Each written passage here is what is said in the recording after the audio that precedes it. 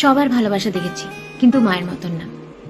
মা আমায় তখন থেকে ভালোবাসে যখন আমার কোনো অস্তিত্বই ছিল না। সবার থেকে 1 বছর হলো মা আমাদের একটু বেশিই চেনে। ঘরে আসলেই যে আমরা এত শান্তি পাই, আর সেই কারণটা মা। বাড়ি ফিরেই যার জন্য মনটা আকুপাকু করে, সেটা মা।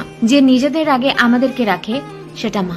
টাকা পয়সা, পজিশন, সাকসেস দেখে যে আমাদেরকে ভালোবাসে না, যার ভালোবাসার কোনো খাদ নেই, সেটা আমাদের মা।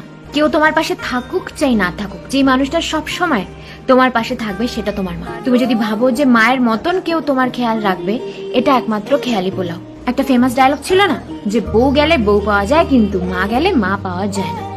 মা হচ্ছে এমন একটা ব্লেসিং যেটা কখনো রিপ্লেস করা যায় না।